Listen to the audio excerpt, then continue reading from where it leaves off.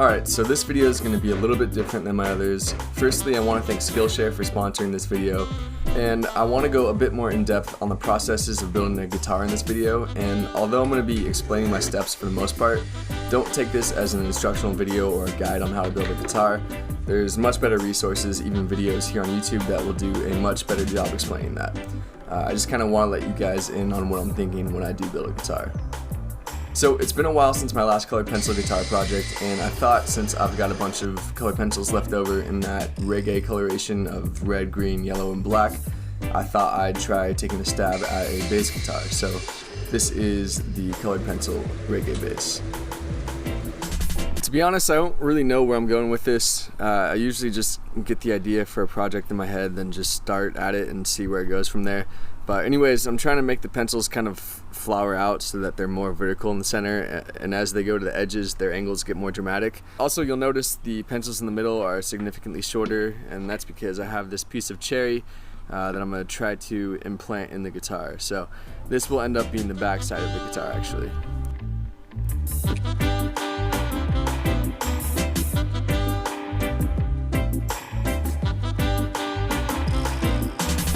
Alright, so I know you guys have probably noticed some major changes to my setup.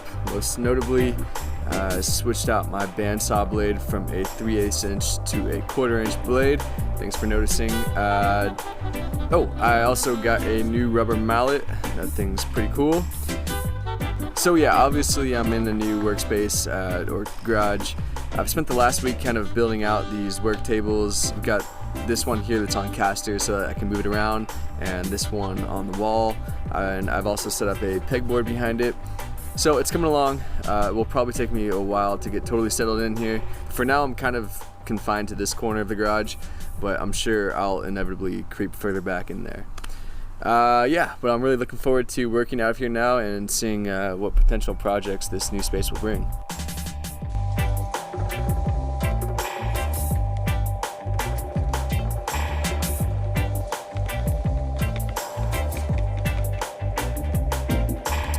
If I pour all of the necessary resin at once, it's going to exotherm and heat up like crazy. The epoxy is likely to crack in those conditions, so what I'm going to do is step pour this in layers, and it'll probably take about 4 or 5 pours to fill this up completely. Instead of placing this piece of wood in here right now, what I'm actually going to do is place this piece of foam that I covered in tape in here. I'm doing this because I think I'm going to have to lower the section where the wood will eventually get placed. If I put it in right now, it won't be at the correct depth for the cross section that I want from the pencils. Alright, well, as you can see, the epoxy on that last pour ended up getting pretty hot, and well, pretty much melted the foam, so that idea didn't work out too well. It's also got a few cracks in the epoxy. But it's alright because I plan on taking off the top inch or so of this slab.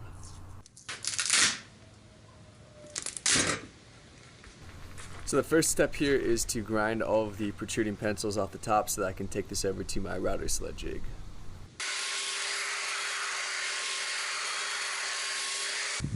I've showed my router sled jigs in my other videos, but the way it works is the router sits in this track and moves back and forth to give a level cut to whatever's beneath it. I usually will use a pretty large mortising bit for this, like a 1 or 1.5 inch bit, and this is obviously my favorite part of any guitar build.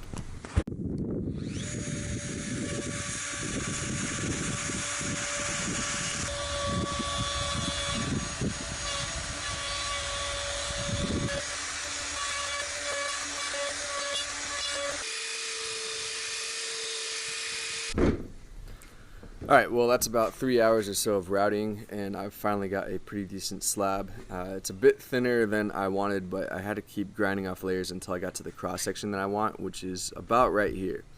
I've also decided to just go without the piece of wood inserted into the body, and I'm just going to leave the resin instead. So next up is to draw out the shape of the guitar and then get it cut out on the bandsaw.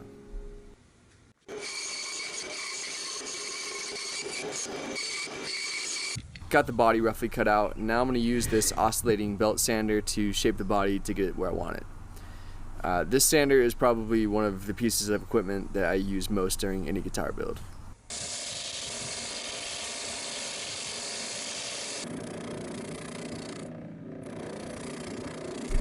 So I cut out a neck pocket template out of a scrap piece of MDF. Now I'm just going to take the router with a short template bit on it and slowly take out material to form the neck pocket. I'm also going to do the pickup cavities right now.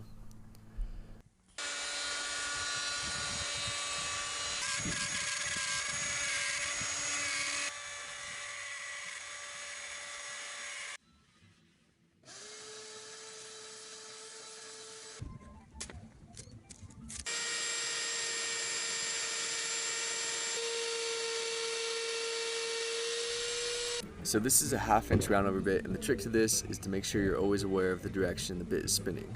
It's super important to move the workpiece against the direction of the rotation. If you were to move it in the same direction as the bit can grab the workpiece and send it flying like a pitching machine.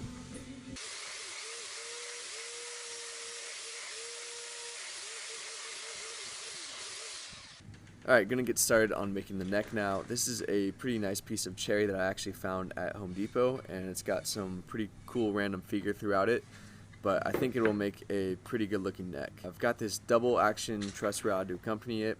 I know in my last video I got a lot of comments asking why I didn't put a truss rod in the neck, and I did, I just didn't film any video of me placing it in.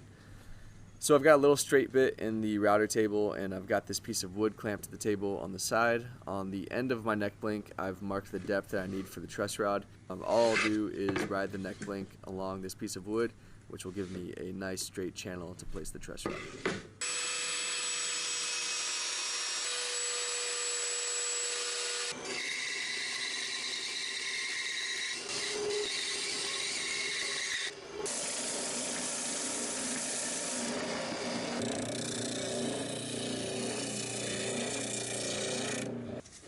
Here's a nice ebony fingerboard that I'm going to glue onto the neck now. I'll get the truss rod installed, and then I'll get to gluing the fingerboard on.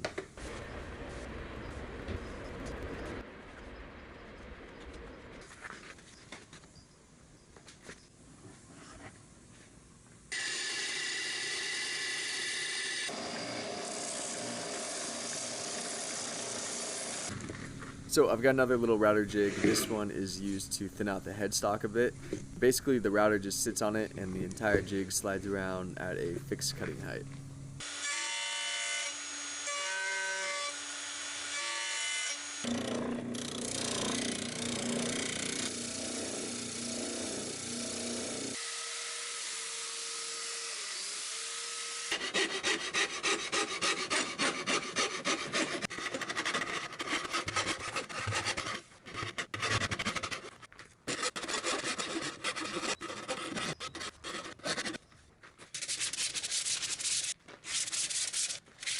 On this guitar, I want to try using color pencils as the fret markers, and I don't see any reason why this wouldn't work out, so I'm going to give it a shot.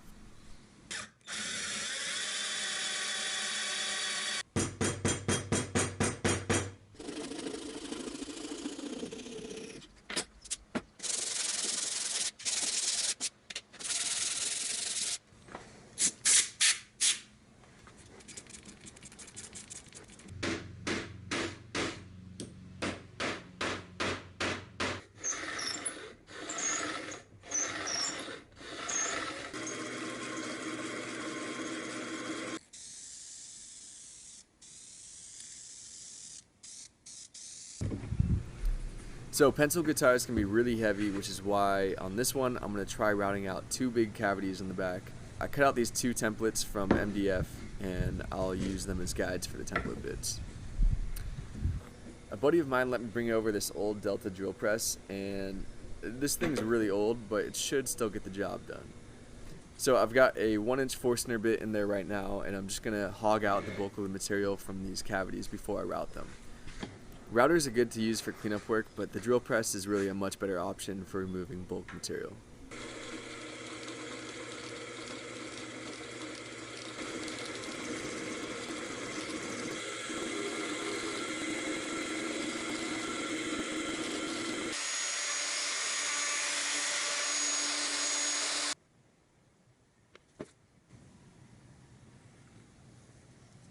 I think the marble effect in the resin is really cool, but I'm not all that stoked on these random pencils that are here in the middle section. I wish there was some more uniformity. So I think what I'm going to try doing is painting a couple of red, green, and yellow stripes to cover up those pencils.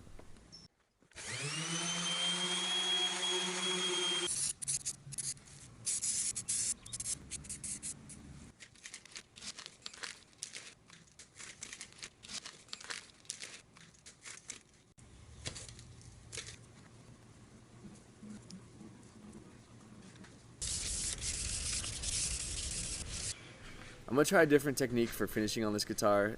This perimeter is made of corrugated plastic and it surrounds the guitar body, leaving roughly a ½ inch around the entire perimeter. So what I'm going to do is take some thick set epoxy and do a flood coat so that the body will essentially be casted in resin. It's why I've also got these cavities filled up with clay so that they don't get filled in by the resin. And then I've got these sticks here so that I can place a weight on top of it so that the body doesn't float in the resin. I'm not totally sure how this is going to work, but I figured it'd be worth a shot, and if it does work out, it'll leave a nice thick finish.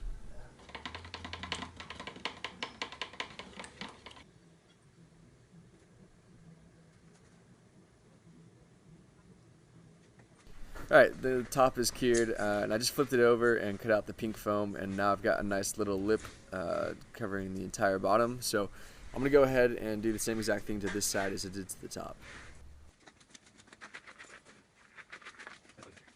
I thought I'd be able to just rip off the plastic from the sides, but the resin kind of cured to the foam, so it's making it difficult just to rip off. So I'm just going to go ahead and do it the less gentle way and grind through it all.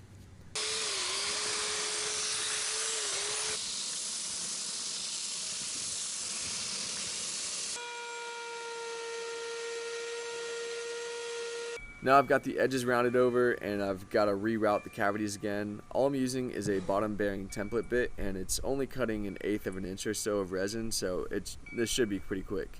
Then a bit more sanding, some polishing, and I'll get everything installed.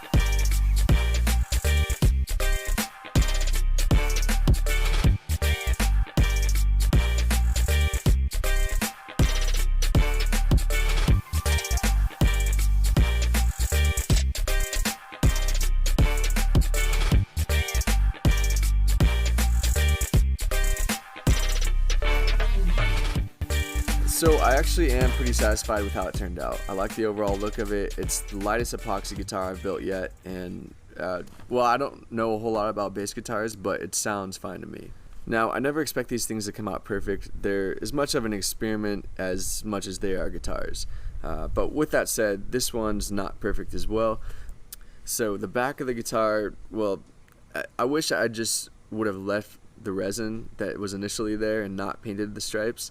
They kind of feel out of place to me, and when I did the flood coat of resin, some resin leaked through to the back and left some resin marks on the stripes. I don't know, maybe some of you will like the stripes, but I could have done without them. I do think the cavities look cool, and they definitely help out with reducing the weight a lot.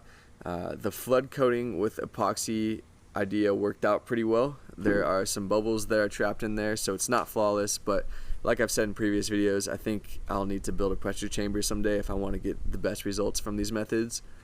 But it definitely adds a good amount of strength to the entire guitar. Without that casting coat of resin, I'm not sure how well this guitar would have held together, considering that the neck pocket was just over like a ½ inch thick. But now, as you can see, there's like an epoxy harness around the entire neck pocket, as well as it's considerably thicker. Plus the finish just looks really cool at the right angles because it's so thick. Alright, let's get an official weight on this thing.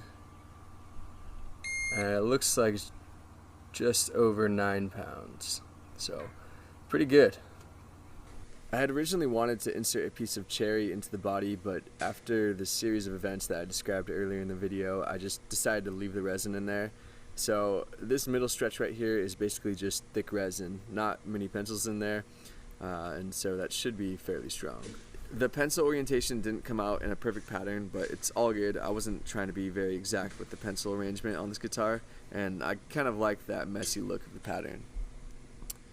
I keep having the A string slip out of the nut slot. It was actually out of the nut slot for the entire demo, I think. So I've got to file that down a bit more so it sticks in there. But other than that, everything seems to play real well with this guitar. It tuned right up. Really no intonation was needed. The cherry wood from Home Depot worked out really well for the neck. I think the neck looks great overall.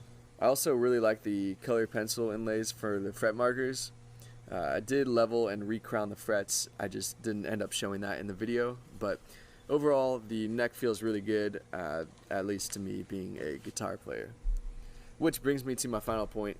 I don't really know how to play bass. I've spent the past day kind of messing around on it, but it's really kind of the first time I've picked up a bass guitar. I just got done filming the demo, and so just know that I'm not going to do this thing much justice by my playing, but I did give it my best shot. As always, if you guys would like to follow my work in between build videos here on YouTube, you can follow me on my Instagram at BurlesArt.